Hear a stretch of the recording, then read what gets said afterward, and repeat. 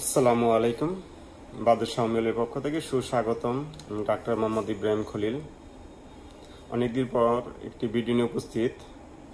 এক ভাইয়ের জন্য কিছু ওষুধ পাঠাবো এই কুরিয়ার সার্ভিসের মাধ্যমে। এই ওষুধগুলো সেই ওষুধগুলো হলো শক্তিযুক্ত ওষুধ, সূক্ষ্ম মাত্রায় অরিজিনাল জার্মানি ওষুধ। এই বোতলগুলোতে হলো শক্তিযুক্ত ওষুধ, সূক্ষ্ম মাত্রায় দেওয়া, কারণ হোমিওপ্যাথিক ওষুধ স্থায়ীভাবে কাজ করার জন্য সূক্ষ্ম মাত্রার ওষুধগুলো সবচেয়ে ভালো। আর এটা হলো মাদার টিংচার ওষুধ এবং এটা হলো বায়োকেমিক ওষুধ। এই ওষুধগুলো যেমন আমার পিছনে যে বোতলগুলো দেখতেছেন, এগুলো সম্পূর্ণ জার্মানি ওষুধ। এগুলো যদি কেউ সারা জীবনও খায় ক্ষতি নেই, কিন্তু বর্তমানে বাজারে বা বেশিরভাগ সময়ে অনেকেই উত্তেজক জাতীয় ওষুধ, বিভিন্ন ওয়ান টাইম জাতীয় ওষুধ ব্যবহার করে রোগীদেরকে দ্রুত রেজাল্ট দিচ্ছে, কিন্তু রোগীদের জীবন নষ্ট করে দিচ্ছে। একদম পরবর্তীতে কোনো নর্মাল একটি ঠান্ডা কাশি হলেও ওষুধের কাজ করে না এই সেক্সুয়াল উত্তেজক ওষুধ খেয়ে। কিন্তু যদি প্রকৃত হোমিওপ্যাথিক জার্মানি ওষুধগুলো কেউ ধৈর্য ধরে খায়, সময় লাগবে, সেই সময় যার আছে তার জন্যই শুধু এই অরিজিনাল জার্মানি ওষুধের চিকিৎসা। আর যাদের তাড়াহুড়া দরকার তাদের হলো বিভিন্ন হার্বাল, হালুয়া, এটা সেটা দিয়ে চিকিৎসা।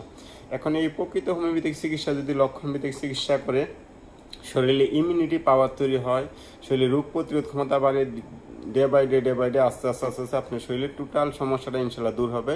সেটা যৌন সমস্যা বলেন, দ্রুত বীর্যপাতের বলেন, যে কোনো সমস্যা বলেন না কেন, শরীরে যদি বিভিন্ন রোগ বালায় অনিয়ম থাকে তাহলে কখনোই ওষুধ খেয়ে সাময়িক উপশম ছাড়া কোনো স্থায়ী উপকার পাবেন না। আর স্থায়ী উপকারের জন্য অবশ্যই স্থায়ী ওষুধ, সূক্ষ্ম মাত্রা দরকার।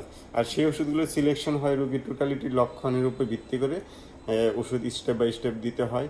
তখন তার মধ্যে বীর্য ঘনত্ব বাড়ে, সন্তান ধারণের সমস্যা থাকলে সেটাও দূর হয়, এবং দেখা যাচ্ছে শারীরিক, মানসিক, স্নায়বিক সকল ধরনের দুর্বলতা দূর হয়। কিন্তু তার জন্য যথেষ্ট ধৈর্য এবং সময় ব্যয় করতে পারলেই সম্ভব।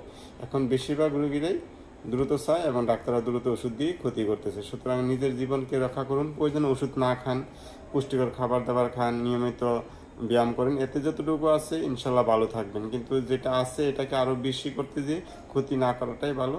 আর যদি একান্ত চিকিৎসা নিতে যান তাহলে একজন ভালো হোমিও ডাক্তারের দেখিয়ে যে পেটেন সিরাপ মিরাপ ব্যবহার না করে তার মাধ্যমে চিকিৎসা নেন, ইনশাল্লাহ ভালো থাকবেন।